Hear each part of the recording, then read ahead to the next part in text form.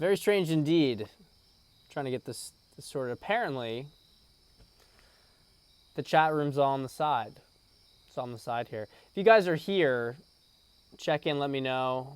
I may do this on StreamYard just because there's a little bit more consistency in terms of how it shows up. But I do see 28 people here though. So drop some chats in, drop some comments in the chat. It seems like everything here is very, here we go, let's go. Yeah, we got it in here. This is very strange though. It's strange to, I preferred vertical.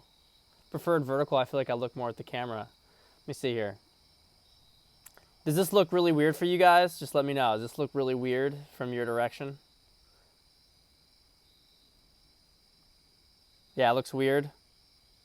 It looks weird from the, am I literally sideways for all you guys? All right. It's sideways. I'm just going to have to get used to this. I'm going to have to get used to the gaming situation. Well, look. Oh my God, this is like, all right. There we go. This is what we're sticking with. Okay, so obviously the wine for tonight. Look, I have to admit, everybody, this is a cheat. I did open this earlier tonight. It's another Herman J. Weimer. I actually have a really funny one for you next time, but I wanted to save it for the next one. But Herman J. Weimer again, Cuvée Brut. Basically what we're looking at here, it's all backwards for you guys. But this is a Champagne Method Chardonnay Pinot Noir from the Finger Lakes.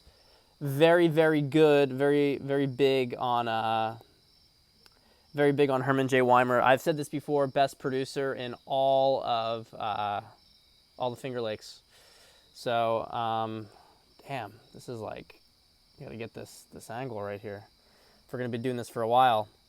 I guess Twitch streamers have like something that they hold this on. But if I were to flip this around, I think I'd get some pretty nasty backlight. Let me just check this out 1 second. I want to make sure that we're all set. I want us to be comfy and cozy so that when we get into this, we're not going to be, messing around or anything. We're just going to be able to focus on the material. So thanks for bearing with me. I'm going to set up something here. A little phone jack. All right. Let's see here. Let's just take it one more up. How's this looking for us? This is good? Are we ready to roll, guys? Are we ready to roll? All right. So, of course, just to do the wine very quickly. It's very dry. It's a brut. Brut literally means dry. Not surprising. But I really love the flavors in this. It's like really like you have some of the yeasty breadiness that you should get with champagne. But there's also this like chamomile kind of flavor to it. It really is almost like a herbal tea. And it hits you very clearly on the front end. It's not a subtle flavor. It's very, very big. It's very, very good. Very, very, very, very good. I love it. All right. Red October. Red fucking October. So let's talk about Red October. And what is this? What is Red October? Why do people talk about Red October? Why does this, why do we have this term? Well, maybe you get a little bit of it from the hunt for the Red October. There's these sort of mimetics. But fundamentally, this is an important month for a couple of reasons. And I'm just going to hit it on the big perspective. We're going to get more into granular details. But we've been building ever since the inauguration of the current regime in late January. We've been building towards a point for, you could say, the next battle, so to speak. I've mentioned this before, but a very brief recap.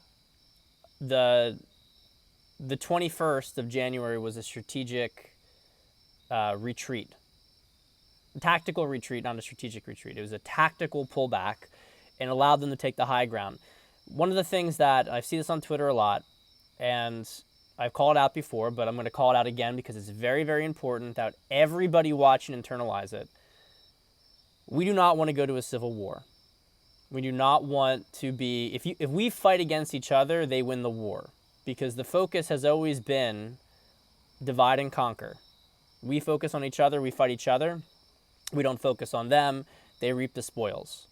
What happens in the event of a civil war? Because I was on Tony Bruno's show the other night, and it was a great show. We talked about the usual dating relationship stuff, girl game first half, but the second half of it actually went more into this sort of macro stuff.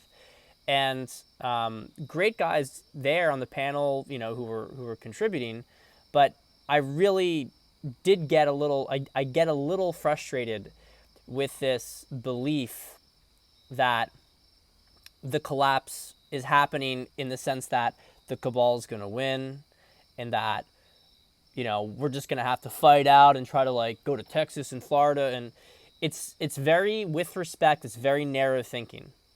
And this is not to say that you shouldn't yourself consider where you should go.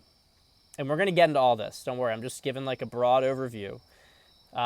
Big cities are going to be a rough spot, rough places to be. But this whole idea that we're going to have some pitched fight in the country, that was what they wanted. That's what they tried to set up earlier in the month of January. They tried to set that up, and they failed to do that.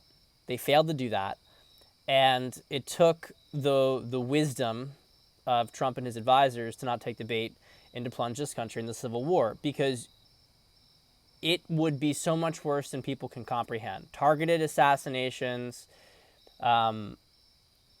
You don't just have this sort of clean, divided lines. It's a very integrated economy in this country. You shut down interstate traffic. You have a very mixed up country. You can try to say what you want about red states and blue states and ignore the voting fraud.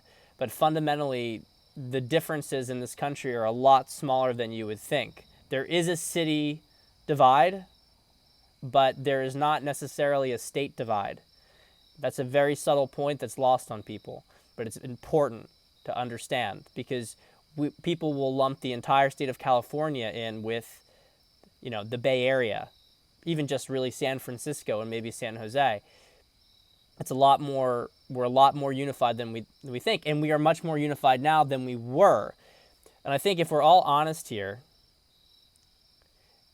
and we go back and we consider where we are right now versus where we were then, we can see that, I think, personally, maybe some people disagree, but this approach made so much more sense, because you can see that we went from having initially maybe 60%, drop that down to 50 after certain events, wavering.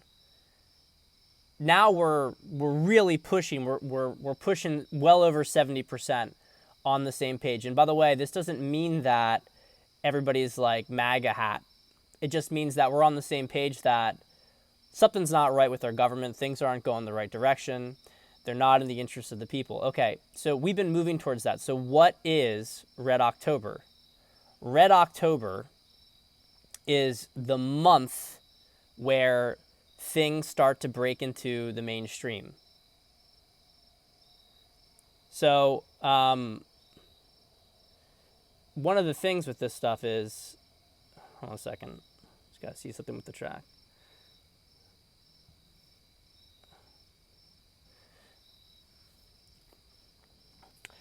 Just, I'm getting used to the new interface where we ban people here. So, as I was saying, Red October is red for blood. Now, I'll tell you something that I heard. Halloween is a big sacrificial holiday, and there's a lot of occult lead up to that. I don't know whether this is just a nice little timing situation, but we are moving more and more and more towards the end game. Okay, things are moving fast. If you look at it from a chessboard perspective, there's a lot less pieces on the board. We are moving to a point as a society where the war that's been happening behind the scenes and growing more and more and more, That's just not going to be possible anymore. It's not going to be possible. More of these things are going to break out, and it's happening across the spectrum, literally across the entire spectrum of society. I said early last month that from now through March, you are going to see the collapse of the political system, the collapse of the economic system, the collapse of the healthcare system. Okay? And connected with that, you're going to see basically a collapse with on the military front as well. Massive, massive other issues, massive tension points. All the people who have stayed asleep throughout this period, it's going to become very hard for them to do so going forward. And this is especially as we move towards the end of the month. You can start to see the buildup now, but especially as we move to the end of the month. And the reason for that is because as we get to the end of the month, and October 15th in particular is an important date for this, the economic issues are going to really start to hit the forefront. So let's talk a little bit about this and why this is relevant. Evergrande, right? Second biggest producer in China. But what's not commonly understood is that the vast majority of companies beneath it in size are actually dependent on it. So you have this company that's supposed to be, making buildings, etc., and it's basically defaulting on its bonds, right? It's defaulting on all the investments people put into it. It's basically bankrupt. And it's difficult to figure out what's going on in China directly, but this has been mentioned from people for a while, that the quality of things, because of the corruption is so extreme in there, it's been really, really going down. You have the Belt and Road Initiative. Most of the things that they're building, and this is why, just as a little aside here, whenever I hear the Chinese propaganda, that's so America's such a weak country, look at China, how strong they are, China's going to win. It's fucking propaganda. Get your heads out of your ass. Stop repeating that stuff. It's propaganda. The same people who are fucking your country with these sort of policies, these sort of cultural apparatus, are then putting these things to make their own country look good. But the reality about China, of course, is that China is a piece of shit country. It's a piece of shit country, and it's extraordinarily corrupt. The air's toxic, okay? In China, in a building, there's no public infrastructure in China. You have to pay to link yourself up to these things. There isn't this big, oh yeah, we care about the people, we're going to do everything for the people.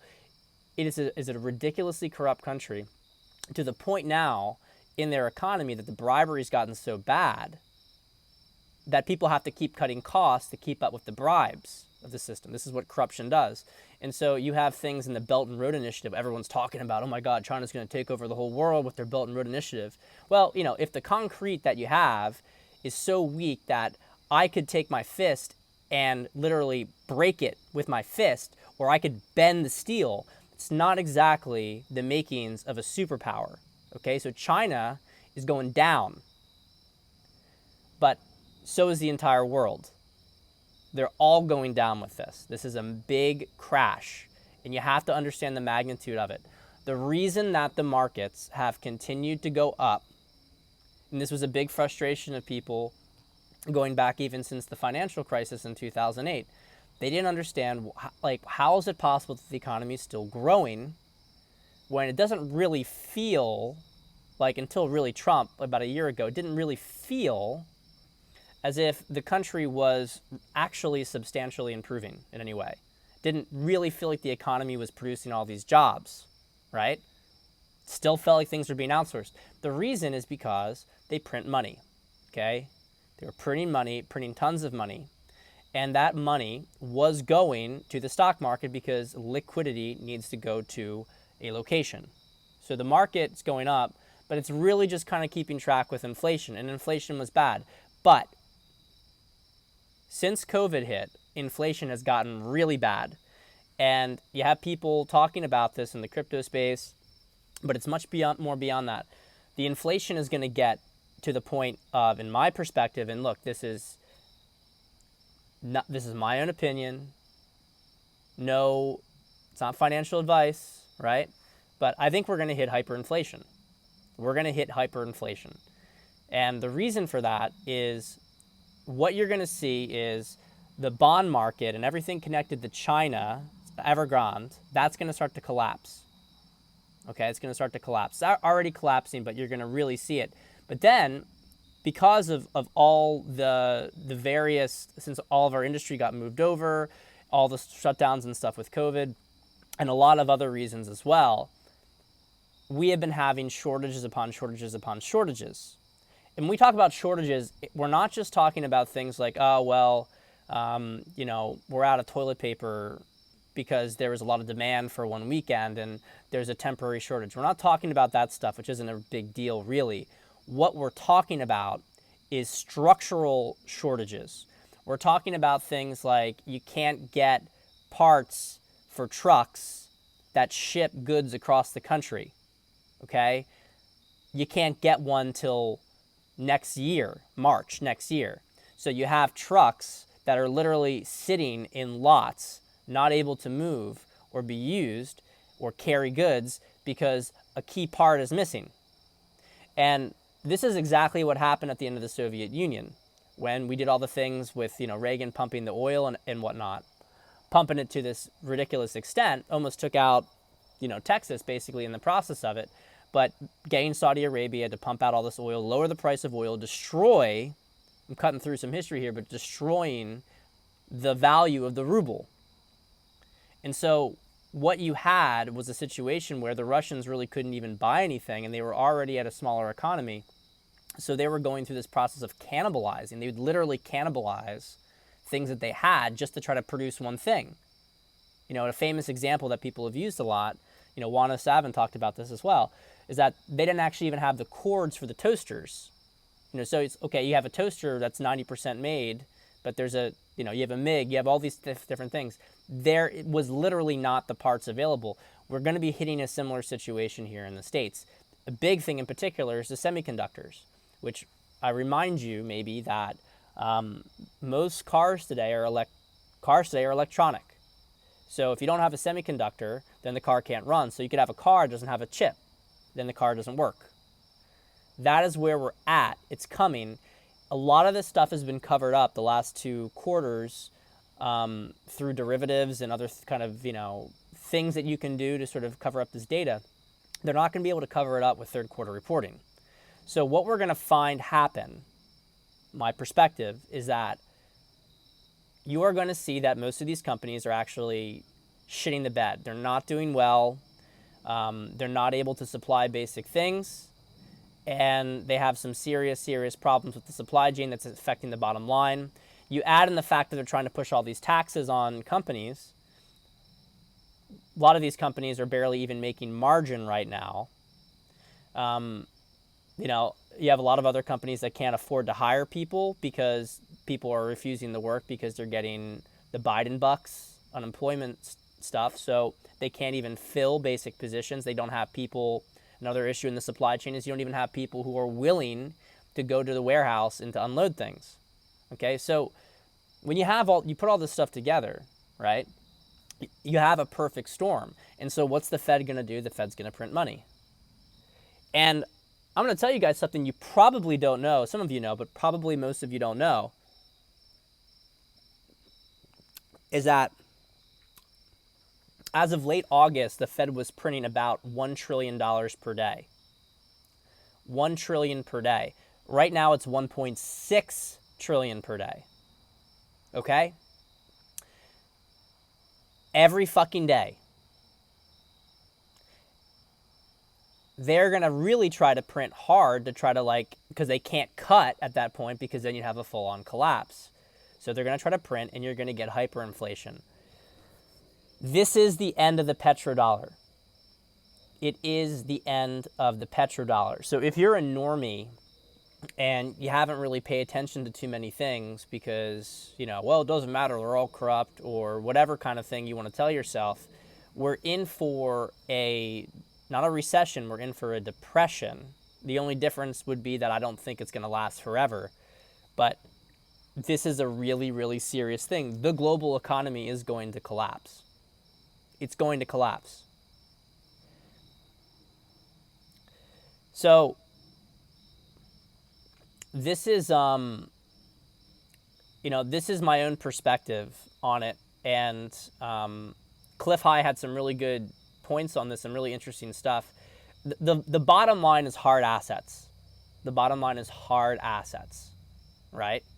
And the reason for that is because obviously with the high levels of inflation, you need something that's going to protect its value. Look, I expect the crypto market to go up. I expect the price of gold and silver in particular to really go up because they've been artificially deflated for a very long period of time, to try to make sure that people would continue to value the dollar. It's Cliff's conjecture that China will try to inflate the price of precious metals dramatically in order to keep its own country solvent. Because as bad as it's going to be in the United States, it's going to be worse across the rest of the world still. In the vast majority of other places, China could literally completely default. So they would have to have the price of gold go up. He's seen things of silver going from $20 an ounce to $600, gold, going up 10, 100, maybe multiple 100% where it is, or 100 times where it is. Now, who knows? Who knows? I mean, I think land also, of course, is always a safe holding. I don't know if it's going to have the same appreciation value as these things, but it's a safe holding. Look, I don't want to make people freaked out, but we have to be really honest here. You don't have a lot of time. I mean, a lot of people, asking me if I can get on here. I mean, I'm trying to get my taxes sorted out because I need to see how much, maybe the last time I pay taxes, frankly. I mean, I'm not saying that because I'm going to be, attending the feds or whatever watching it. It's not because I'm not going to pay my taxes. It's because I don't even really know if this system is going to continue to even exist in a year. So I'm doing my taxes. I'm hey, maybe the last time, at least under this current apparatus. So the point here, because we all know it's monopoly money at this point. I mean, how many $1 trillion are they trying to push through and spending?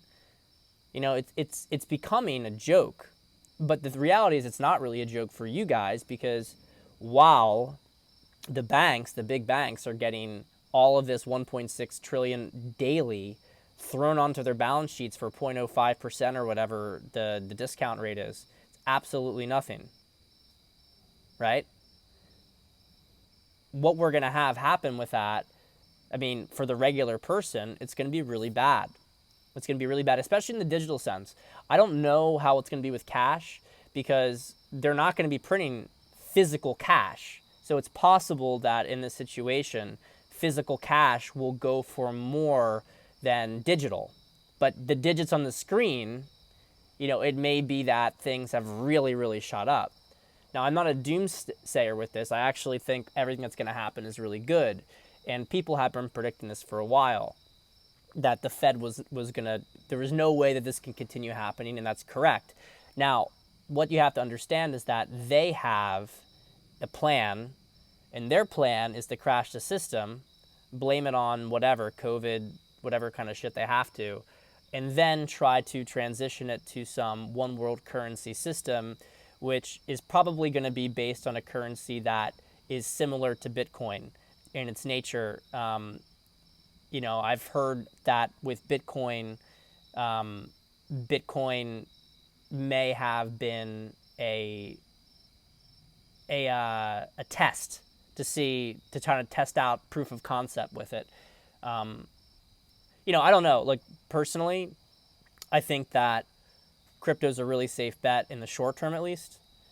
And you definitely don't want to be stuck holding digital dollars. I can tell you that much. You don't want to be stuck holding digital dollars. And I personally wouldn't be stuck holding too many. I think some is prudent based on who knows what's going to happen in the situation. But you don't want to be overburdened with physical dollars. It could get pretty wild out there. It really could get pretty wild out there. So you guys got to protect yourselves as best you can. You know, we are running out of time though, and I don't really have a lot in crypto or anything like that. I'm not like I'm not heavily extended in any of this stuff. Okay, I put my stuff more into land and whatnot. So, you know, don't get any ideas, right? Everybody's gonna make their own kind of choices with these things.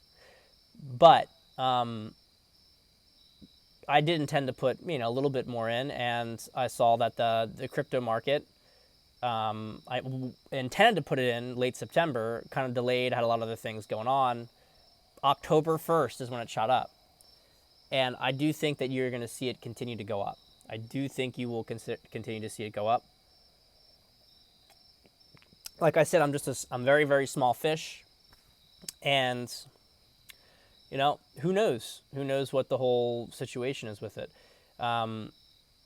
It is going to be very interesting.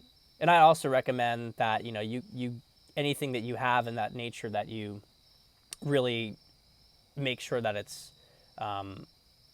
away from you personally and in a safe location, so that people don't have any ideas about these things.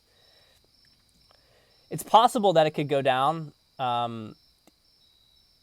but I don't really think now is a good time, unless you're really an experienced trader, to focus on trying to game the cycle, because by end of October, my opinion is that you will see crypto really going up, and you might see the decoupling of gold and silver. There's a lot that's going to be changing. How do I feel about XRP? I actually think XRP is I feel good about it. I mean, I think it has utility, and I know a lot of other people in crypto don't really feel that way, but I think it has utility, and I think it has potential to go up.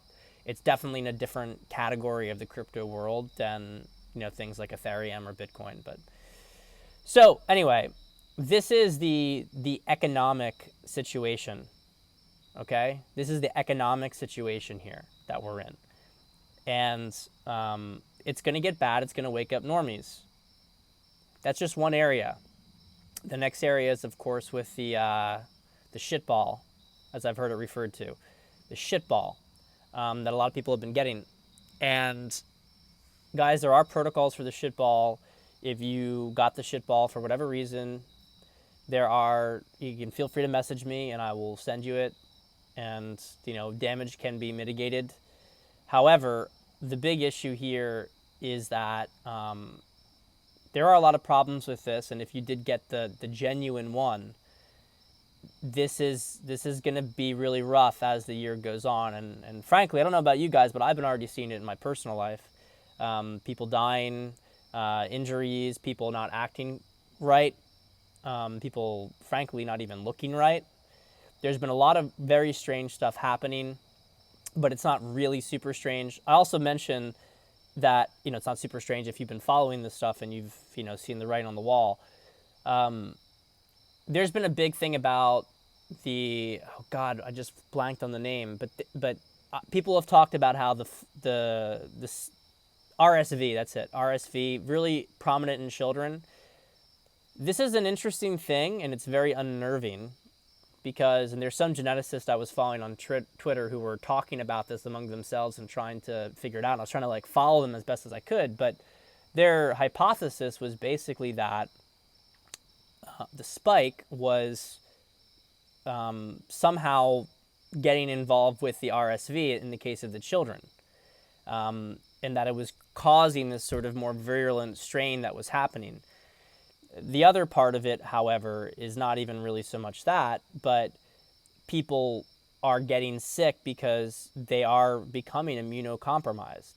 I mean, that's just happening. And there's a lot of people, it seems to be this regular conversation that people who got the shitball are now telling me that they're sick. Now, I know that there are reports that people who didn't get the shitball are also getting sick. I'm not saying that people don't get sick in general. I'm just saying that for something that has been really pushed as this, that narrative is falling apart. And it's falling apart badly because the reactions are really starting to get brutal. They're really starting to be brutal. And as we get further into fall and winter, you are going to unfortunately see the impacts of this. And there's more and more disclosures of this stuff coming out all the time. All the time. So I think by end of year, people will have a very clear picture. I think that things start up really this month, and by end of month is when you really start to see this part of the normie-dom is like, wait a minute, what the fuck just happened with the economy? What the fuck is happening with, this shitball? Why, people around me who got it doesn't seem to be working. What are all these leaks? When people find out what is in this, and Dr. Carrie Madej, had some vials of Moderna recently that she looked into, but it's not just Moderna. She also had J&J. Aside from the graphene oxide, people are seeing these little nano grids that are within the material. There's also like these tentacle-like substances that seem to move around, kind of related to like Morgellons, which is like a nano infestation sort of disease, if you've heard of Morgellons. Well, so this is the thing. People have been trying to ask about what's the connection between this and 5G. I'm not really so certain about directly with 5G, but the point is that there is an electromagnetic impact to it. And graphene oxide does, it creates a conductive structure, okay? So aside from just being a fucking toxin, but it creates it's a conductive material. It's like from what I understand, it's like a buckyball kind of thing, but it's a conductive material. So when people find out what's in it, and they're gonna start to freak out. I mean, they're gonna legitimately start to freak out. And there have been other indications of this stuff with car accidents, for instance. If you go and look at car accident data from now to 2019, and we skip 2020 because 2020 was a really messed up year with this stuff, but compared to 2019, and frankly, any other year prior to 2019, okay? We hit 7 months into the year the same number of car accidents, fatality accidents, and it's increasing. These are things that if you're not paying attention to it, might slip you by. But there's more people who are getting absent-minded. At first you're kind of like, oh, that's weird. Is it Mercury retrograde? I think as time goes on, you're going to see more and more of it. A friend of mine, one of her coworkers, was in the office and basically totally blanked out for about 15 minutes. Had pretty much no idea where she was, no idea what she was doing for about 15 minutes. This is really going to be, it's going to be bad. It's going to be bad. And the predictions are really bad too. Cliff, many other people like him are really anticipating the number to be over 1 billion globally. I mean, that is an astronomical number. I try to be more optimistic than that, in the sense that we are going to be developing cures for it and ways to deal with it. But that doesn't take away from the fact that this is going to be a really brutal situation. And let's just also connect these two things with the economy. People start to get injured. People start to die from this. At what point does the economic structure, jobs that they've had, things that they've done, at what point does this stuff start to collapse? Because, okay, you have 95% of school teachers have it. What happens? Okay, people will knee-jerk and say homeschooling. All right, cool. Well, yeah, I like homeschooling. Nothing wrong with homeschooling. But think about this in perspective. I mean, don't be flippant about it. That's the entire education structure of the country collapsing. Not just the country, the globe collapsing. Okay? we can talk here and we can say, hey, are we prepared for this? And you got to get prepared. The reality is that none of us are prepared for it. None of us even have an idea of what it's going to feel like when it happens. And it's not going to be a pretty situation. We can hope for the best. We can hope to mitigate it, but it's not going to be a pretty situation. And, you know, a lot of us wish people would listen, and we wish, you know, we don't want to get too much in our ego with this stuff, especially at this point. It's just not even worth it. It's so bad. It's so horrifying. It's so horrifying. And the pushing on the children, it's so horrifying. The coercion. So that's where we're headed. And the combination of these things will begin to wake the normies up. There's a lot more than that too, though. There's the audits. And I know a lot of people were very, myself included, frankly, a little bit disappointed with at least the communication aspects of the AZ audit. But the reality is that this isn't done. And really what we're dealing with here with the AZ audit, they still have the kinematic stuff to look at. All they did was basically establish the count at that hearing. There's a lot more there. It's a lot more than the nearly 60K issues that they had. We're talking about pieces of paper that don't even match the regular ballot paper, like completely different size. Like if you were to get a piece of loose leaf and then print a ballot on it versus the regular ballot size. We are looking at hundreds of thousands of just physical votes that are going to be thrown out before we even get to the digital stuff. And remember, Maricopa County deleted the logs literally the day before the audit. Now the question remains, how much of this stuff was acquired? What do we have? The point I just want to emphasize here is that's not done. That's going to continue to move forward. That's going to fall into the mix as well. You have things with January 6th that are going to continue to come out with that. I won't talk any more about that, but there's going to continue to be more disclosures on that front. Another whole narrative that'll collapse. And we have, in the backdrop of all this stuff, we are going to also have situations with, military situations that are designed on the surface to humiliate the United States. And I don't know if it's going to succeed. We already had Afghanistan, which is kind of like a, fall of Saigon kind of situation, Bay of Pigs kind of situation, really humiliating disaster for the U.S. China was able to get so many, I may have mentioned this before, but I'll just say it again. We left, it's not like we just left Humvees. We left advanced spy planes, weaponry, etc. there. That's all was there for their taking. It was taken before we even left the country. We just left them there. I mean, it was completely planned to be like this. Or at least once the situation happened, it was used in the favor. But they definitely wanted things to humiliate. When you understand that the entire intention of these people is to humiliate our country and to demoralize our country and to make us look weak, everything makes sense. Okay? It all makes sense. And so you have the same thing going on. Now it's going to happen probably around Taiwan. Now, I hope it doesn't go all the way, but you are going to have some sort of Cuban Missile Crisis standoff. And the question is really, what's going to happen there? How is that going to unfold? Are these people who actually have access to U.S. ballistic missiles, are they going to be able to create a credible deterrent to stop this situation from happening?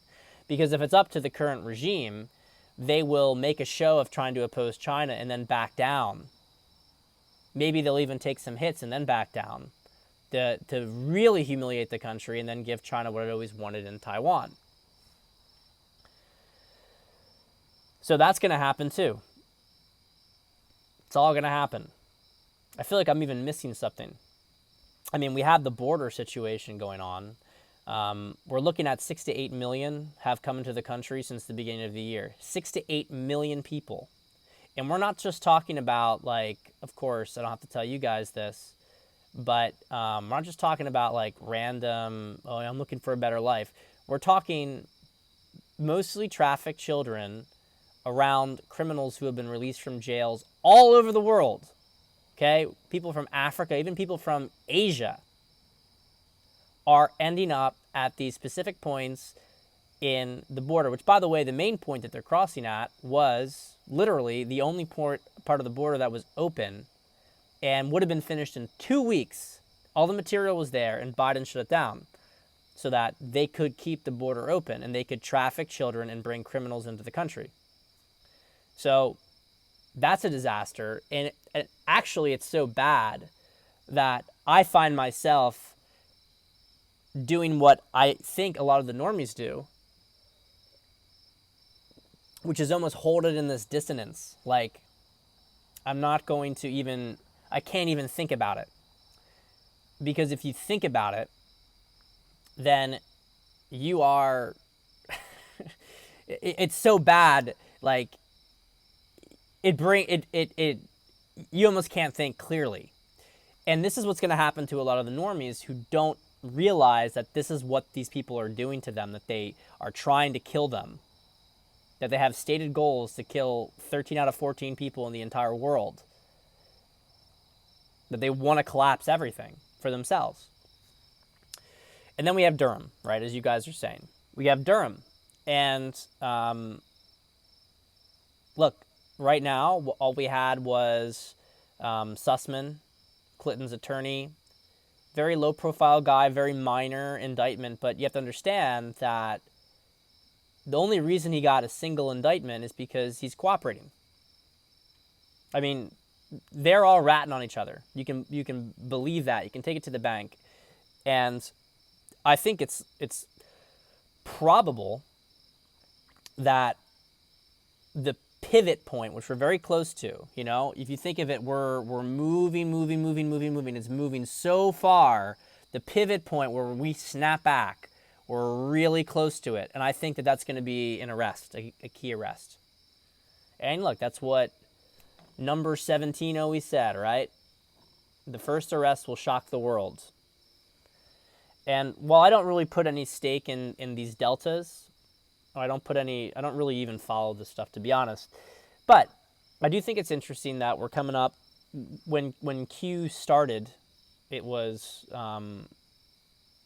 it was late October 2017.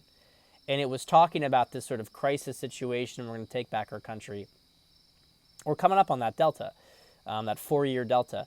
A lot of other people have talked about done in 30 months. I'm not going to get into that stuff because I really don't follow it, and I don't really give a fuck about it. It doesn't, I think it's fun for some people. I'm paying more attention to the general energy, and this month is big. The end of the month is particularly big, and I think that the only thing I would disagree with some people is that there are a lot of people who are saying it's all going to be this year. It's going to be late October through December. I am, frankly, more inclined to believe we are moving this crucial. It's going to be difficult times through March. I don't personally think it's wrapped up by end of year. I think that we're in for some. And when I say wrapped up, I don't even mean wrapped up. I just mean I think that we are still under levels of regime occupation through March. I don't personally think we snap out of it until then, because there's a period of time where the population has to process exactly what's going on. And if I were the cabal, what I would do is I would move very quickly, because if you don't have a lot of time, you got to move fast. You can't let people who wake up have the ability to do anything. You have to swoop them up. You have to stop them immediately.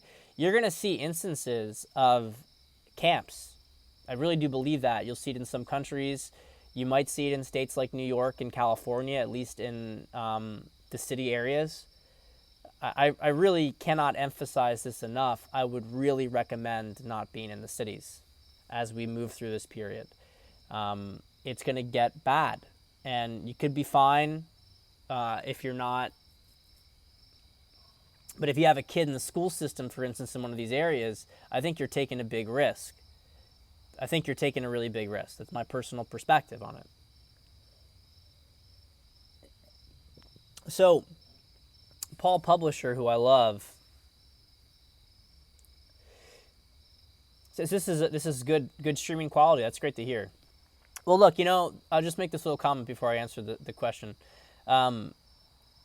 It's funny with this stuff. You get forced into different locations. Twitch, to my knowledge, doesn't have really much censorship and better quality video. You get pushed into things that are out of your comfort zone that maybe you didn't want to do, but maybe they end up being better for people.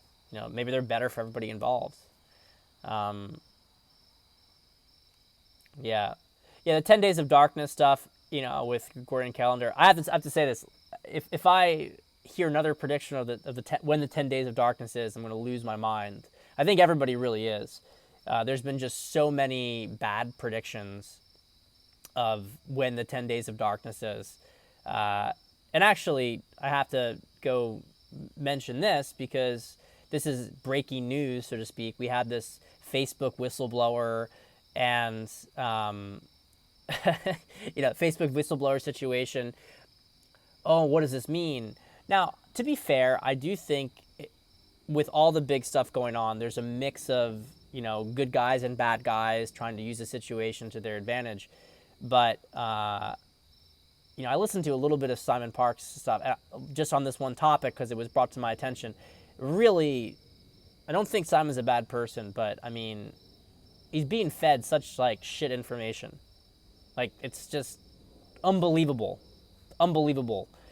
The poor quality of the information that, this was white hats trying to tell black hats that they better, because they were censoring things, and so they got better watch out because they can do this anytime. This is ridiculous. I honestly do not even understand how people can take this kind of shit seriously. So you're saying the white hats, up until now, have been able to take down Facebook, no problem, no issue whatsoever, no backlash.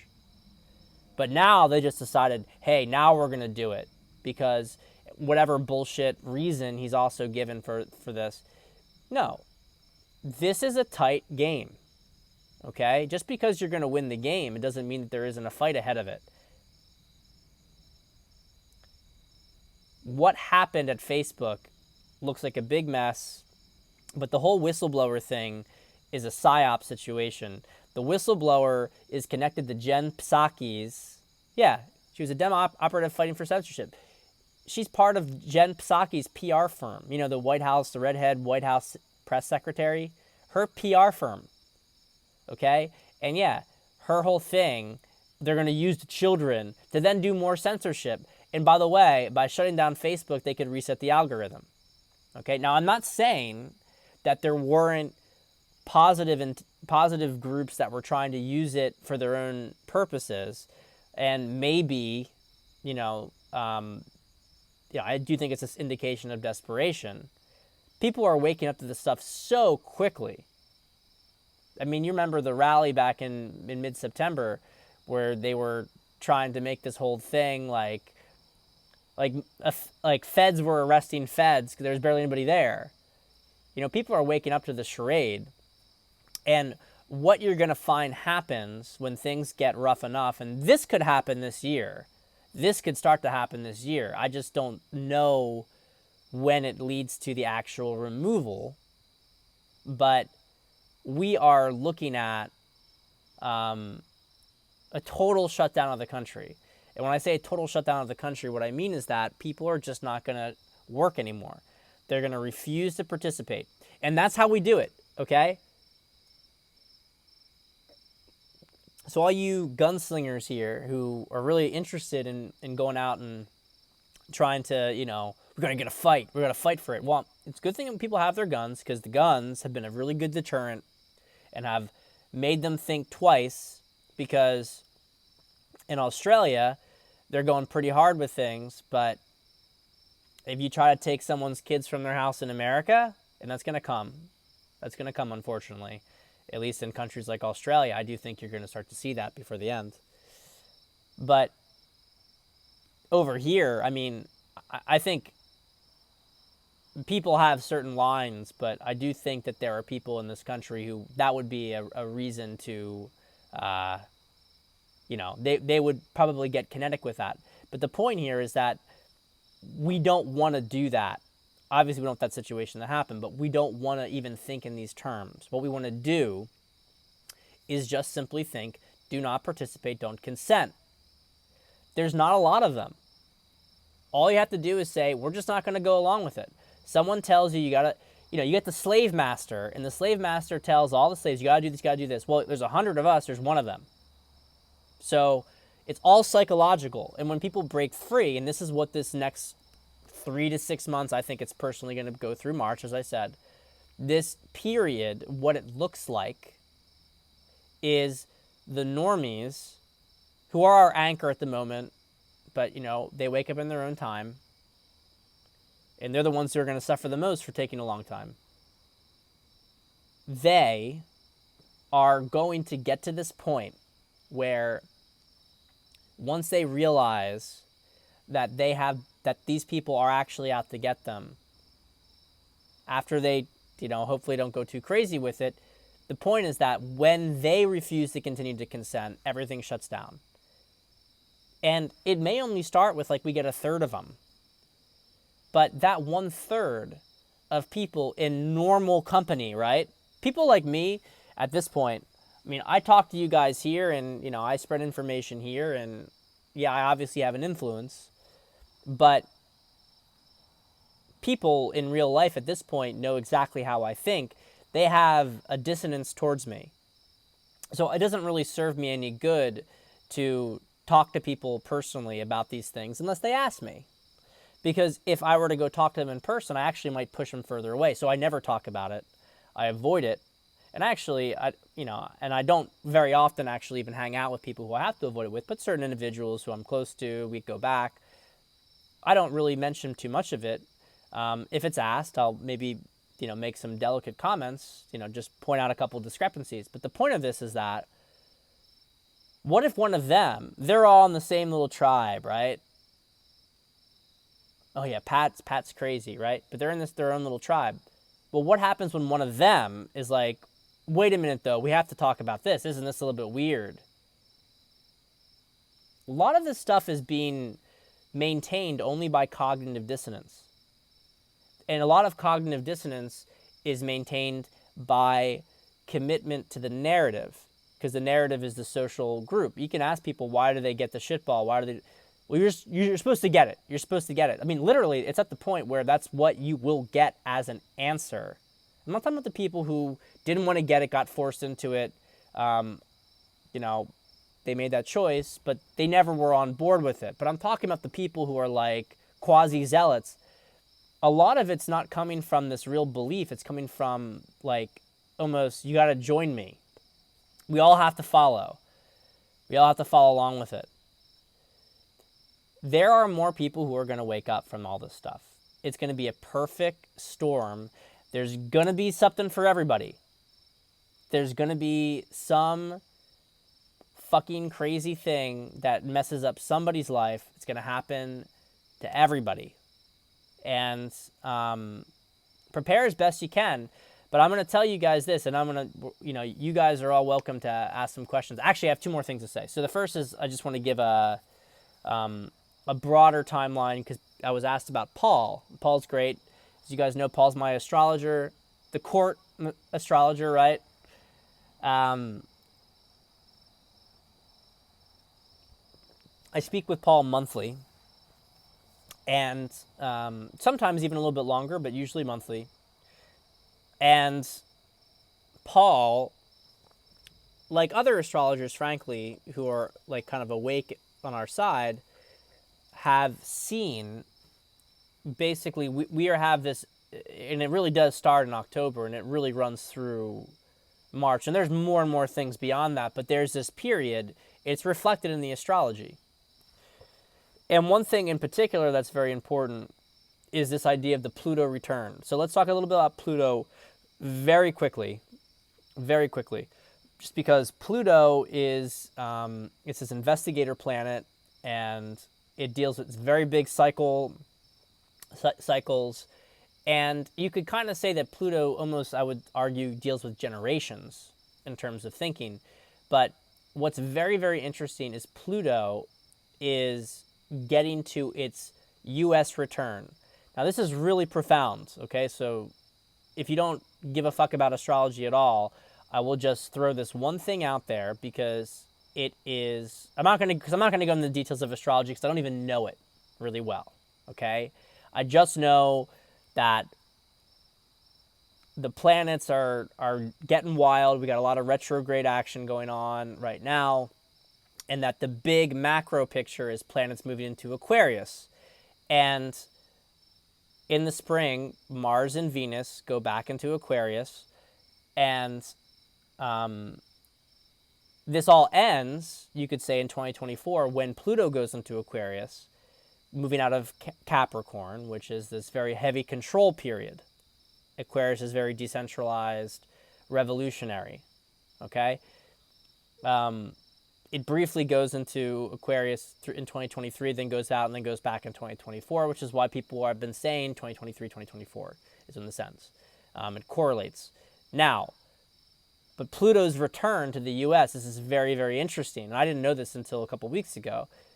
Pluto is literally returning to the exact same position it was in the United States during the American Revolution in February. I think, if we're being exact, it's February 20th, 2022. So we're looking at 2222, which is another weird thing if you're into numerology.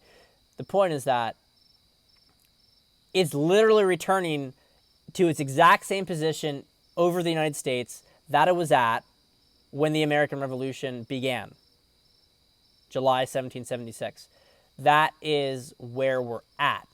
And that's why, one of the reasons, but also just my sense of things, I would concede that by year's end, maybe as a country we're pretty much on the same page, but I don't think the bandwidth for action, for full-on action required, really hits until we get through the rest of winter. And as Biden himself said, it's going to be a dark winter. It will be a dark winter. So let me see here. There was one other thing I was going to say. Which Gen Z client told you about Twitch? No, honestly, the only reason I found out about Twitch is because it was the only thing on StreamYard that actually seemed to populate on StreamYard. But I'm not even using StreamYard. There's no point because I'm only sending the Twitch, and Twitch has got it all. So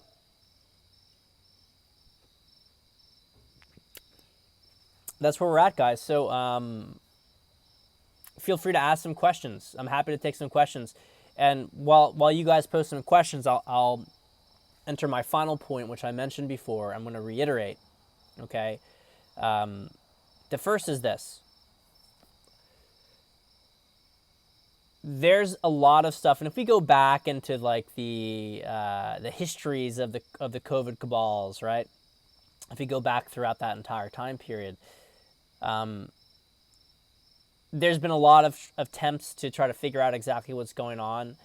I would recommend that you guys release that. So when we talked about this whole thing, people getting really, oh, what's going on with the Facebook leaks? What's happening? Release all that stuff. Seriously, release all that stuff. We are in such a topsy-turvy time period, and we are on a really good timeline. I think the energy is good, but there's a lot of fighting. There's a lot of desperation attempts to try to get us off the timeline as much as possible. They're running out of energy to harvest, and so what's happening is you will start to feel, you may even feel one day to the next that things are really good, maybe things are bad, things are good, things are bad, things are good, things are bad. You might feel tension, then you might feel bliss. It's all good. They're really throwing every single bit of ammunition they have, because when we talk about this as being a war and that we're fighting, it's really a temporal war. It's really a fight over the timeline. It's a lot deeper than people really understand. It's not just about the cabal controlling, winning the U.S. election. It's a lot more than that. Trump winning in 2016 fucked up their timeline. They've been trying to get their timeline back ever since. They can't. Do it. That's the thing people have to understand. The real battle was won in the 2016 election. Did you get that? 2016 election is when the battle was won. And everything we're doing now is just trying to make it as smooth as possible, but not everyone's going to make it. I mean, people refuse to wake up from the programming, and there's only so much you can do to stop it. But I would really recommend get grounded. You have a week and a half, maybe. Use a week and, I mean, I want to say maybe, I mean, you have time. But if you want to be really prudent, get your financial affairs in order before the 15th. As best you possibly can, get them in order before the 15th. And get some extra stuff. Don't worry about, you're not going to die if you're smart and you're not, if you're not out trying to pick a fight. I would honestly just try to pull back from the whole situation. Don't put yourself in the front lines of everything. Wait it out. Because what we're actually doing, it's a destruction. And so if a building's collapsing, we're right now, we're like, that building's collapsing. Like, get the fuck out of the way of the building. There are people who don't believe it's collapsing. They keep saying you're a conspiracy theorist, so get out of the way. Don't try to rescue them. Don't get in there and fight the people who are setting the charges. Just get out. Let it collapse. It's going to collapse everybody, people who set the charges and the people who refuse to wake up. And this is a good segue for the rest of this, which is that the future, where are we going here? Where are we going? We are in a transition period, and if you're of a millennial generation, you should count your blessings with this, because you are of the generation that will build the future Earth. And the future Earth is, we are moving into sci-fi Earth. We're moving into Star Trek Earth. We're moving into the future, the space age kind of future. That is coming. That is coming. I expect that many of our children are going to be in what will effectively be the Planetary Defense Force, Space Force. And they will be spending their time fighting off the fucking demons, the reptilians and, the Nebu, whatever, the Greys, who were fucking this planet over for 6,000 years. We are coming into maturity as a planet. We're actually moving to a different stage of life development, moving from a level 1 civilization to a level level 1 is just basic life forms. Level 2 is animals. No, sorry, level 2 is not even just animals. Level 2 is where we actually are at right now, the very edge of it, which is civilization structures, like enough sentient life. And then level 3 is the ability for a planet to be able to travel interstellarly, and we are moving there.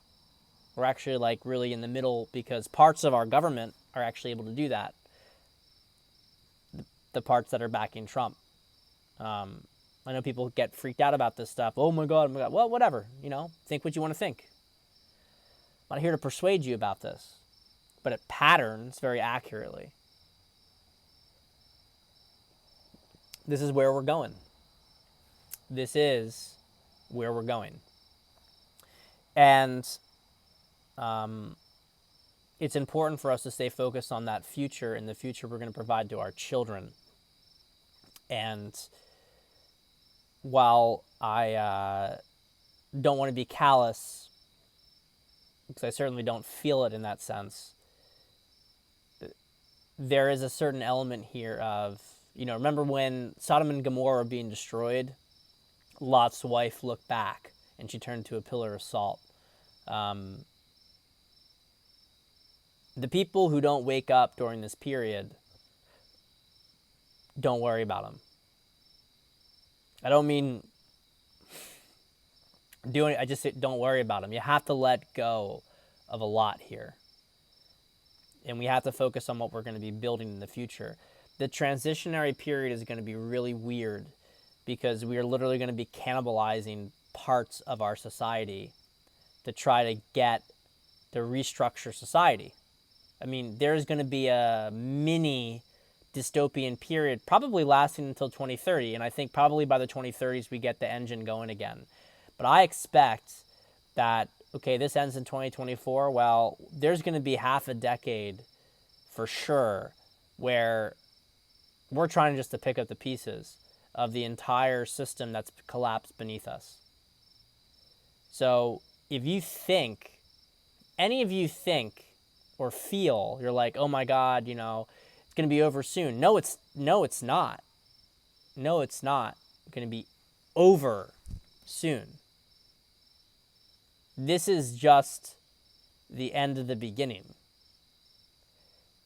Many of you are going to be responsible for bringing about the new world. There's a lot of responsibility on your shoulders. You have to come to terms with that.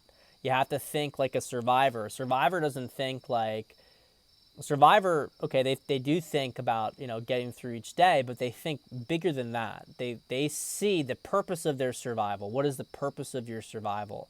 What is the purpose of you even being here at this moment? Take this opportunity to grow and to learn, raise your consciousness, because it's going to require that wisdom if we're going to get to actually a golden age. You know, I hate to say it, but there is this sort of weird karmic thing you can see, which is that the most arrogant people who occupied the positions, I'm not even just talking about the very top, I'm talking about people in the administrative class who were intelligent and had kind of captured society. A lot of them are not going to be getting through this. So where does that leave the rest of us? You are going to have to fill the leadership vacuum. Prepare yourself to do that. It'll happen maybe sooner than you think. All right, let me check these questions. My goodness here. Yep, shortages at Christmas. The normies will lose it.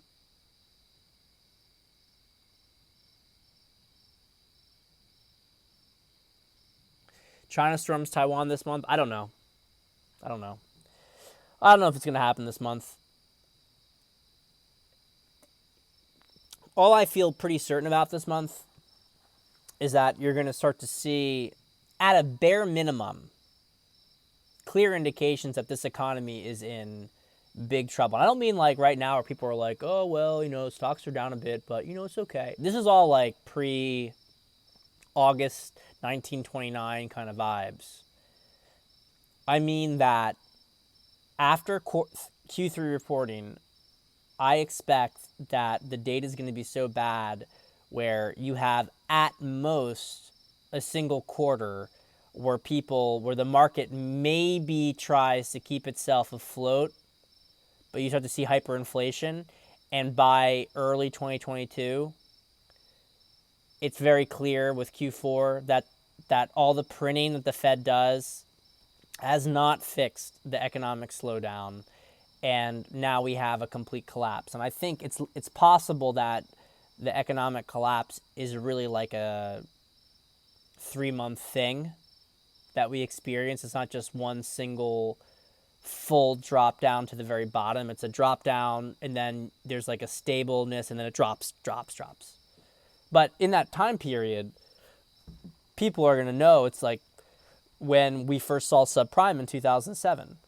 I mean, people were in denial, but all smart people were like, how the fuck do I get out of my positions? Right? So that's what I think. I don't know the military side. I think that's one of those things that just happens very abruptly. And I will say this, Alan, because this is important. I think that an event like that is more of a distraction event. So I think you can expect it to happen when something drops from like Durham or from the audits.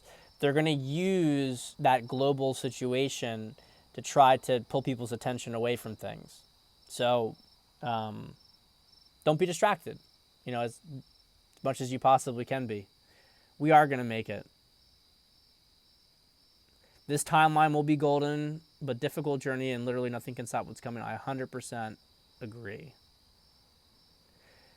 Do you think the next 6 months apply to the church also? Pope has been drinking the narrative, refocus on personal 5D. Well, the Vatican's in on it. I mean, I got a lot of Catholic friends. My mom's Catholic. I mean, frankly, I did my pilgrimage to Rome. I have a very strong connection with the church, put it that way. I mean, we saw today this mass thing about, thousands of pedophile priests in France. I mean, whatever. Like, we knew that. I don't know if that's a distraction story for something or another. It's a very different beast what happens in a local parish, what happens with you, versus what happens in the hierarchy. There's a lot of good priests, Cardinal Vigano. There are good people in the Catholic Church, don't be fooled. There's a deep state and there's a deep church. That said, this deep organization has created separate locations, and this is well documented with the three main city-states, which is Washington, D.C., the military, political center, the city of London, which, by the way, the Queen, I don't know about right now this year, but prior to COVID, the Queen would actually have to bow before the person who ran the city of London, okay? Which gets less attention because it's like, oh, it's London. It's the city of London, but it's the city of London is a very specific location within London, the city where the financial stuff goes on. It has separate laws. It's a city-state. It just isn't established in that same sense like D.C. or the Vatican, which is the same thing with Rome. City-state carved out of it. Religious, economic, political / military centers of the CABAL, the global organization. They should all be returned. Return D.C. to Maryland. Return the City of London to London. Return the Vatican to Italy. Get rid of it all. I don't actually believe in demolishing the buildings or anything like that, but, repurpose. So I do think that the church is going to experience a comeuppance in this whole thing.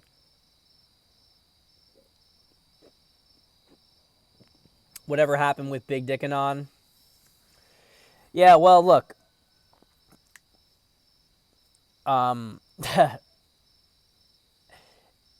That's an interesting thing, and I haven't really followed up a ton on it myself, with what's going on in Gab and everything with, what's his face, who was posting that stuff. Paul Ferber, that's right.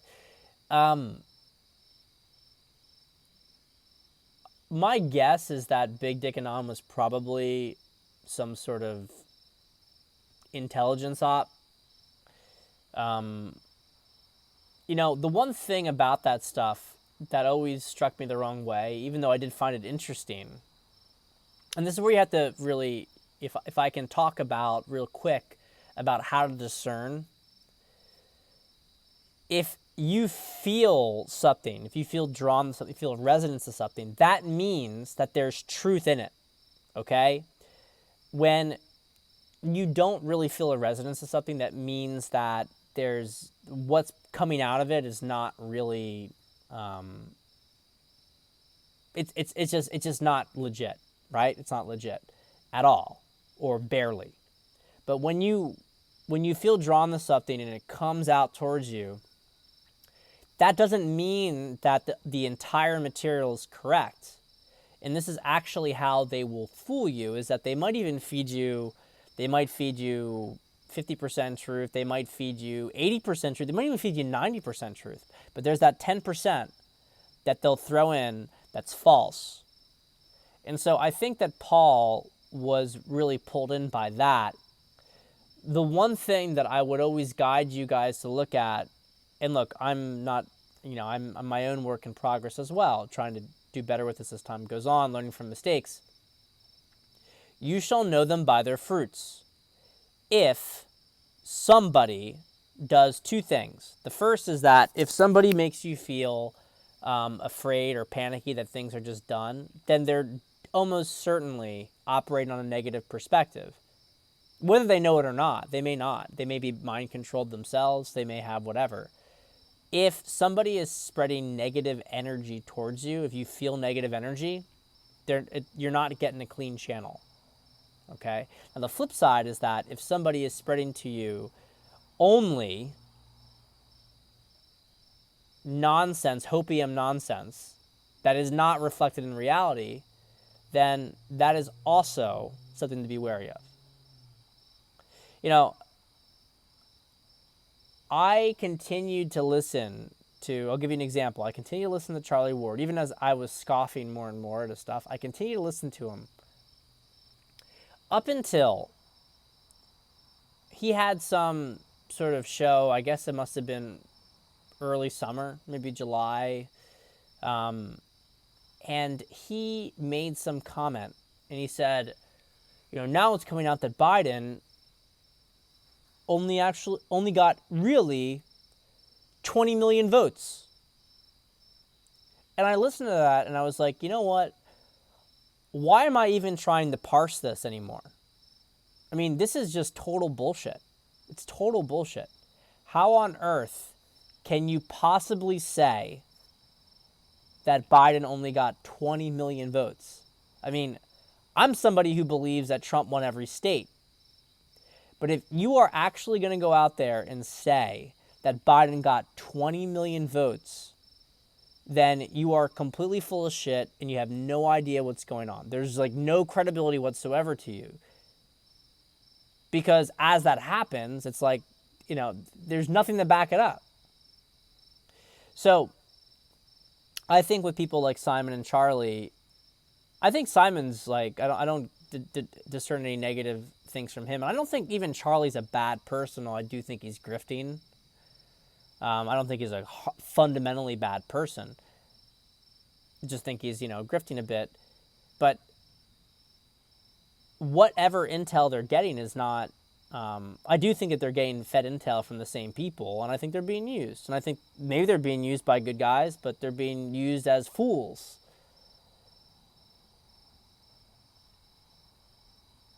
So I will give Charlie this, though. Charlie keeps people positive. So there's something to that.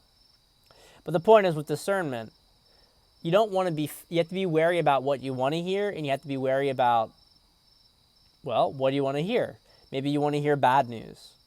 Maybe you want to hear good news. Be wary about what you want to hear, because that's how you're manipulated. They find out what it is. They have someone come into the place and tell you it. So the truth with Big Dick and On stuff is that the Three Gorges Dam is in bad shape. And that's well documented. And I do actually think before the end, you may see that fucker go. I don't think that's out of the realm of possibility by any stretch of the imagination, especially if what we're talking about with China's economy happens. Because how are they going to maintain it? They're barely maintaining it. It's extremely fragile right now. And that may be 400 million people downstream of that. That may be 400 million dead. Now, I don't think it's going to be that bad, but hundreds of thousands to millions, I think, is totally within the realm of possibility if that happens. In fact, I might even say that hundreds of thousands is probably expected. So let's go through the rest here. The Antarctica stuff is wild.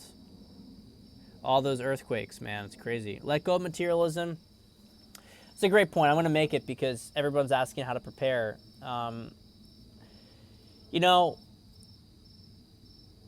When I talk about this stuff like, oh, money, precious metals, crypto, how's it going to... Look, don't be greedy. Don't be greedy. That is a lesson I learned. One of the lessons I learned last year is that, throwing it all in, not that it was really coming from fundamentally a position of greed, but there were elements where you'd think about the money you'd get from the winnings, right? And then that would propel you to put more in and put more in and put more in. Be level-headed here, okay? Think immediately. Don't think necessarily that you got to do everything right now so that you can take over. Think in terms of abundance, okay? You will have everything you need. So let go of your materialism 100%. Let go of it. Protect yourself. Don't be stupid. Don't be naive. But don't find yourself stressing about, do you have to get in the exact perfect position? Doesn't matter. We're going to get through this. It's going to be fine. We're going to get through it. No doubt about it. What makes you believe that parts of the military are still aligned with Trump? Well, there's a lot of things, you could go back with this and you could see in terms of the fact that they shut down airspace when he comes in, the fact that his security detail is enormous, the fact that Mar-a-Lago was designed initially as a second White House and was connected with the defense infrastructure of the country, and also just the fact that he's not dead. I mean, do people honestly think that if Trump wasn't being protected by powerful people right now, that he'd even still be around? And not only just still around, that he'd be so confident and so cocky? I mean, that in itself, I think people have to take a look and have to assess for themselves. There's no white hats. Really? Well, how is Trump still around? Well, Trump's a black hat. Really? Okay, well, a lot of the world doesn't really make sense from that viewpoint, unless you believe the dark side's going to win, in which case I don't agree. And I don't think it makes any sense, because they don't really look very confident to me. They don't look confident to me. So there's all that stuff, but then you have comments like himself talking about how he had 300 generals and admirals behind him. Look, I'm not saying this is a clean-cut thing. I don't, frankly, believe the people who are like the hardcore plan trusters who think patriots are in control of patriots are in control of everything. That's true and it's not true. It's true in the sense that you do have this upper echelon that has the high ground and that has the big guns and can theoretically intervene, but in practice really can't due to free will laws. But even beyond that sort of esoterica, it's just this sense that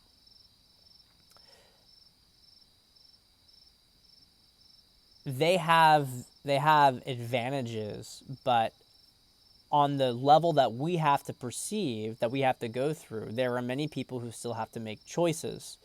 And there are many generals and admirals beyond that initial set who are aligned with Trump and against the cabal, at least against the cabal, but maybe they're on different pages. Maybe one person's line is different than another person's line. This will all come together, and maybe it's the situation that will happen in Taiwan that will pull it all together. But it will happen. It will happen. But the final thing I'll say with what makes you believe the parts of the military are still aligned with Trump is, why did Trump create the Space Force?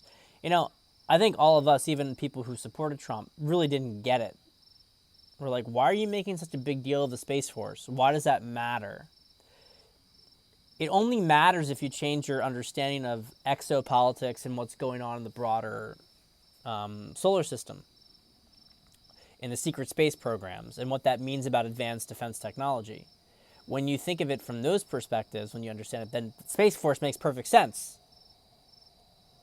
Cheyenne Mountain was transferred a few months ago, to the Space Force from the Air Force. Okay? It doesn't make a lot of sense otherwise. I actually would throw the question back, what makes you believe that the military is fully behind Biden? I don't think there's a lot of evidence that suggests that. And I do think that there's a lot of sleepers, but we'll get there. Let's keep going down here. Let's see. iPhone launched a device and have the ability to ship most of the devices and keep up with demand, yeah. Can we do this once a week again? I don't know. And the reason is that it depends what, look, if it calls for it. I mean, look, after the election, I did it almost every day for, God, I did it at least every other day for a solid 3 months, or 2.5 months, right? I don't know. I'll play it by ear. My inclination is to maybe do once a month to twice a month, and the reason is just I don't want to do these and just repeat the same stuff. I know you guys come not just for the information but for the energy, and I appreciate that. But I also don't want to be redundant, and I want to serve directly with this stuff. If I were to do it, I'd do it very short and just as like a, hey, keep your head up. We were doing a lot of speculating before. I don't want to get so granular because I think we can get lost with it. We'll really get lost trying to figure out what happens day to day. You have to focus on the big picture. The big picture is this is what's happening. We are at the end of the beginning. We're at the end of this period where things were beneath this, only behind the scenes. Disclosure is happening now. It's happening now. It's going to accelerate, and it's gonna get there. It's gonna get there. It's gonna get wild. So make sure we're prepared. Let's see here. Space Force monitoring. They are monitoring the situation. And I will say this, if you're ever feeling down, ask for protection, ask for assistance, and you will get it. You will get it. You'll get it now more than you've ever gotten it before. Ask for help, ask for assistance, ask for protection. You are being protected. Ask me how I know. If you ask, you will receive. We are collapsing timelines right now. Collapsing timelines right now. Trying to bring about the best one possible. But yeah, we are being monitored, but we have to make our own choice collectively. I mean, we have to wake the normies up because we have to choose as a collective for our future. And the reality is that eventually people who don't choose correctly are it's not going to be a good situation for them. But nevertheless, we can't force it. That's the catch-22. Talk about supply disruption on a major global scale. Well,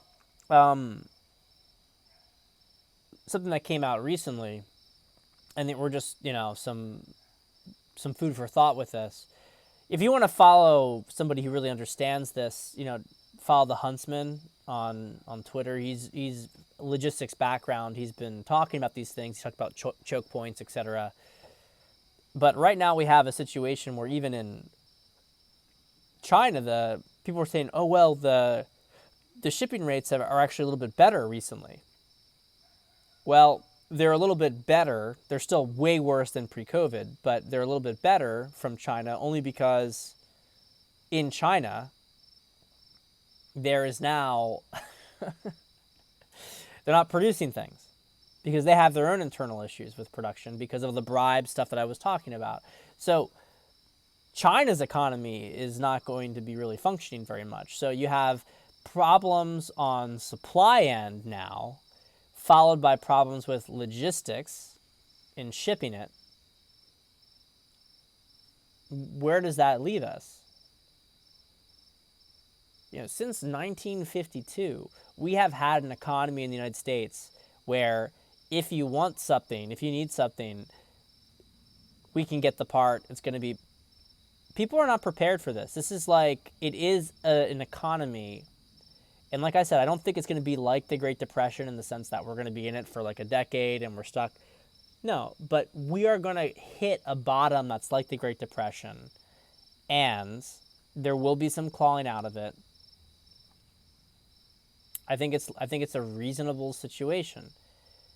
It's not going to be as hopeless because we're going to have the lizard off our back, so to speak. But these supply shortages are going to be a real big deal, and you are going to see people cannibalizing a lot of useless infrastructure here across the globe, actually, wherever you are. They're going to be cannibalizing useless infrastructure to get raw materials for a period of time until we can get the fundamentals back up and running again.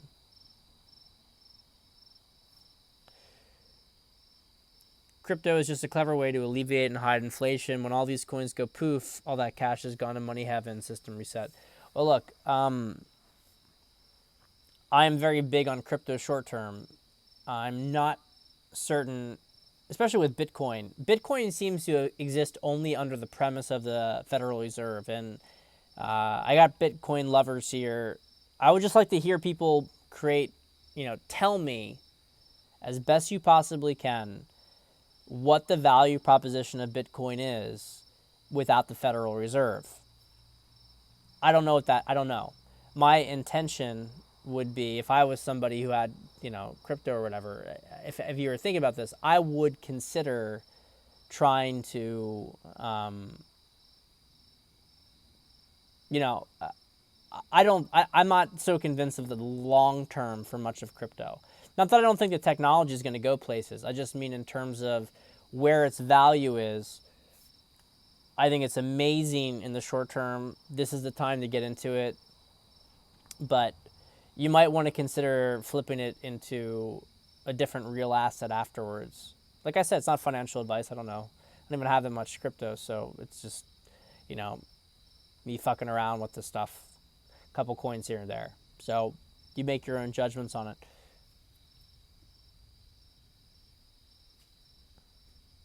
But there is no question that a lot of crypto's value proposition comes from inflation. So if you're going to deal with inflation, you have to then, and you can talk about NFTs, you can talk about DeFi. I'm not saying that these things don't have a future. DeFi really, hopefully, will be the new financial system in the future. But these are things, right? This is like, this is legitimate stuff to consider. It's legitimate stuff to consider. That if you get rid of a Federal Reserve, if you get rid of central banks, why would people invest in crypto versus this or this or this? If you get rid of a manipulated market, why would people invest in crypto? It triggers people. It's a useful thought experiment because a good investment at one point may not be a good investment at a later point.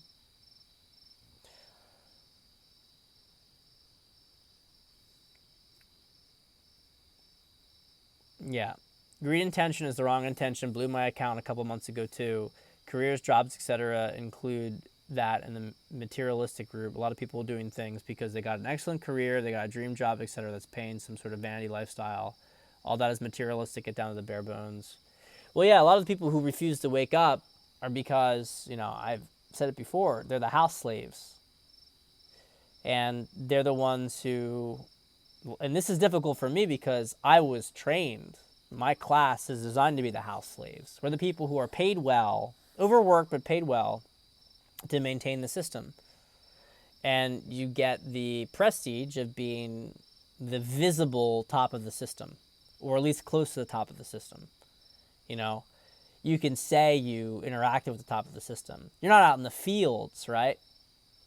Yeah, it's all bullshit. It's all bullshit. You're still a slave. And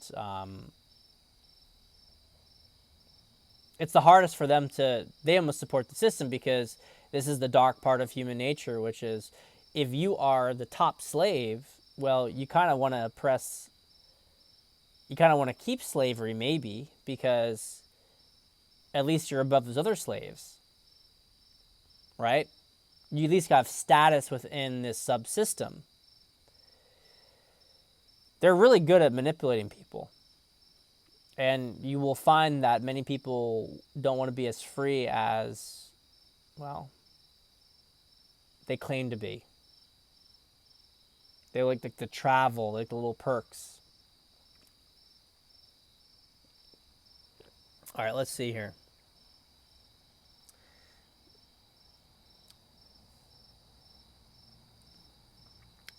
You do realize Trump is an actor on the world stage, right? His presidency was foreshadowed for years in mainstream media, TV shows, Hollywood movies, etc. It's very true. It's very true.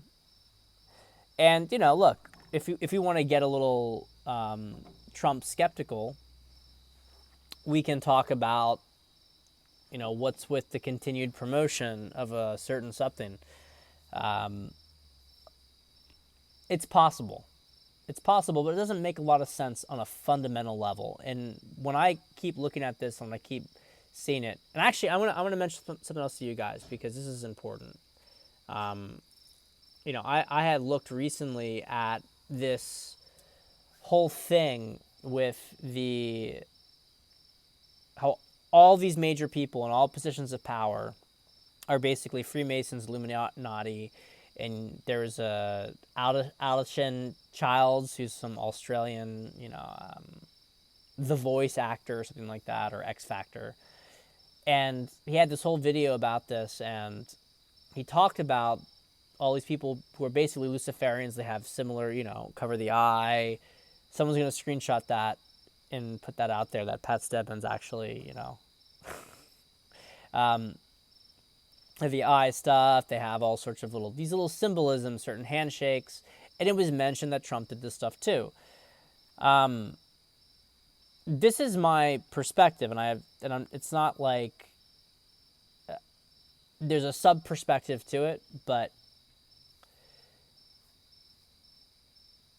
the behavior at the current moment of the elite only makes sense if you were to look at the elite as being, as a part of the elite as being destroyed. Now, that could be considered to be like a Revelation timeline thing where you have the first beast is destroyed by the second beast, right? And I have, on prior cabals, those who have been around recall this stuff, that is Trump part of the second beast? And on more recent ones, I've said I don't think it's him so much as people like Elon, etc. If that's the case. Now, let me be in defense of Luciferianism for a second here. Trigger warning. Okay, I'm not actually in defense of it, but I'm gonna play a devil's advocate to try to help people understand a difficult dichotomy. Luciferianism, Satanism, whatever, which are just kind of different ways of interpreting the energy, the two terms. I always consider Luciferianism more masculine, Satanism more feminine. The fundamental point is do as thou wilt. Okay, so do as thou wilt. You are so you're a Luciferian. You go through these rituals and Freemasonry, whatever. Maybe you get to the top part. And the thing to understand about this group is that they take their do as thou wilt from the perspective of nature, because they look at nature and they say, okay, well, nature, one animal kills another animal because it wants to. And so it does what it wants to do. And nature doesn't have morality. Therefore, why should I have morality? I can do what I want to do. And that's the fundamentals of it. And they consider Christianity in particular a anti-nature thing, because this whole thing, turn the other cheek, is very anti-nature. And look, as a Christian, you have to admit it is. It's a higher consciousness. It's actually not really anti-nature, it's anti-3D. So if you can speculate, and we see images of all these animals who will hang out with each other, and we can speculate that as the consciousness of a planet goes up, that nature is less violent to each other. That maybe seem a bit utopian. It doesn't really matter, though. It doesn't have to do with our own evolution as a species. But Luciferian Satanists don't believe in this prospect. Okay, but here's the catch. You can actually say that every single person in politics and entertainment, everybody in the elite, if you're in the elite, you're a Luciferian. Okay, but do as thou wilt does not mean that all will do the same thing. And it doesn't mean that they don't fight against each other. So this is a big thing with America. They'll say, well, the founding fathers, this is a cabal country. And I'll say maybe yes and no. Hey, Freemasons, most of the founding fathers were Freemasons, but were they necessarily evil Freemasons? Now, that may not satisfy Christians because they may have felt more Luciferian, although perhaps, and certainly it seems as such in how they enshrine things, they may have been more Luciferian, but they were more of a positive Luciferian. And when I say more of a positive, I mean is that you can do as thou wilt, and maybe what thou wilt is to actually create a golden age, to create a beautiful society. Now, that's not me trying to like go down that path myself or try to encourage it. But I want it to be understood that do not consider this group a monolithic group. You may have gone through some of these people may have gone through rituals together to certain levels. But you know what? I don't personally get the sense that Trump likes kid fuckers. I don't personally get the sense. So he may not be a Christian in the sense of, I'm going to turn the other cheek. He may be a Luciferian, will to power. I'm going to build an empire. But he may want to actually build an empire that's based on goodness. Now, that may be old world, but let's not say that these people are evil in the same ways, or even that they're evil at all. They may be operating on a 3D level, but they may be operating on a positive 3D level. This group is not monolithic. They don't work together on everything. They betray each other, and I can see it very clearly that a lot of them think that there's a subset that's really fucking disgusting, and they don't like them, and they don't like what they're doing. And this is what Dr. Anthony Napoleon talked about as well with shadow men. Talked about the fact that there was this new group, new generation, he really referred to it as, that was really much more on the self-destructive side. They wanted to destroy everything. And that there was this older generation that really didn't like it. If you accept the conjecture that we've been ruled by these people for a while, well, prior to World War I, before this other group, it looked pretty good. We had built a pretty good thing up. And then there was a sect within them that decided, hey, we're going to start to pull things down because we like to see the chaos, we like it. That isn't representative, and I'm not trying to make excuses for it. I'm not saying that you should become part of it. I don't personally align with it, but you can't view these people all the same way. You can't view them all the same way, and if you do, you're stupid, because you're dumb fuck, because you can't possibly think that they all want the same thing when they clearly don't act that way. So my conjecture is that people like Trump may have split, may have flipped. Who's to say that one side controls the games? I don't accept the framing that one side controls the entire outcomes. So let me see this stuff. Trump said calm before the storm with the generals in the office, smiling with them, referenced Q post multiple times about military. 100%. 100%. We all saw that. We all heard it multiple times.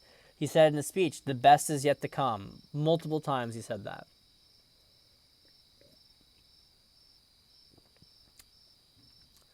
So let's see here.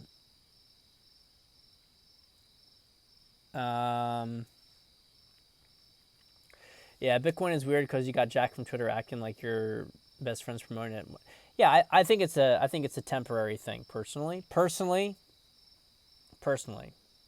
But like I said, I'm just a guy. What happens to crypto when the electrical grid goes out?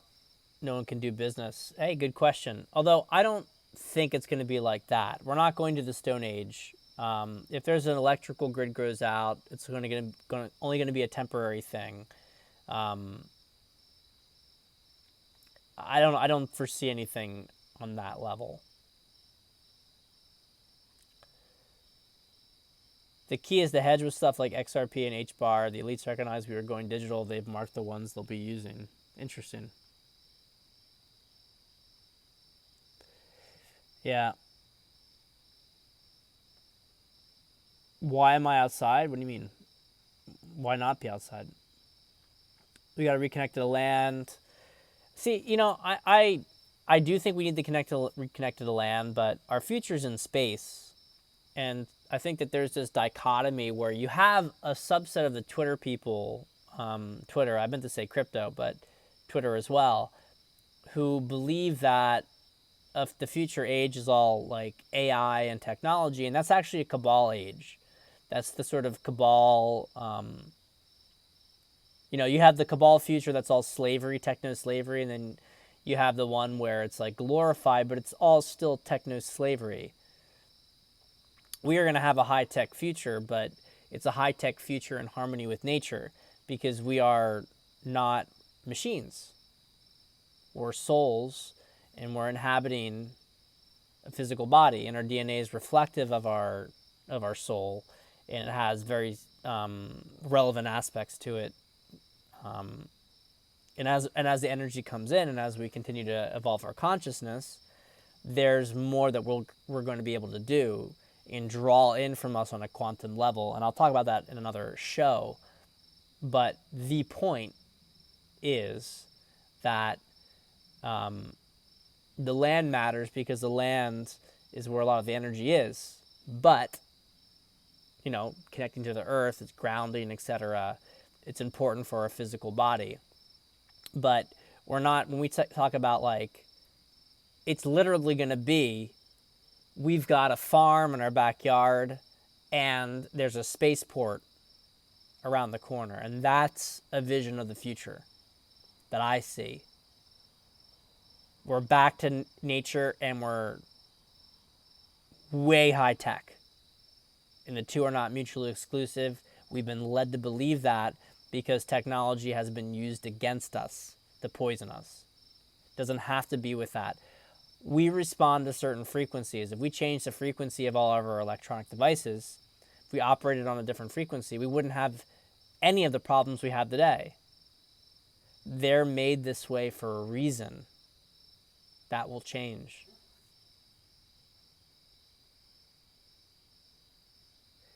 Well, I didn't see the document they released.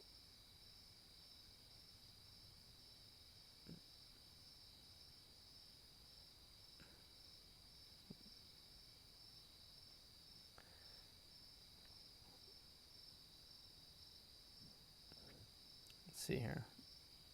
Trump promoting vaccine to expose big pharma. Yeah. Yeah, we'll see. We'll see.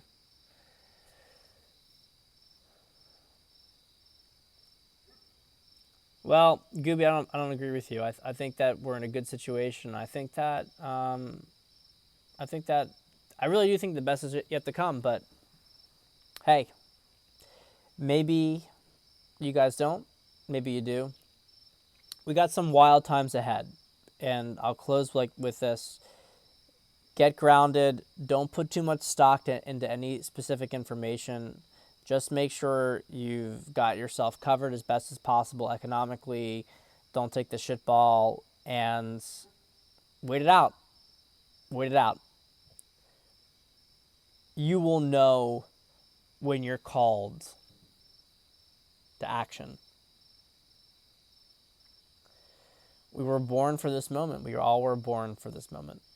And it's as it gets more and more wild, it's going to be your responsibility to stabilize the rest of the population as best as you possibly can. That doesn't mean going out. I mean, by grounding yourself, you will ground others. And I'll see you next time.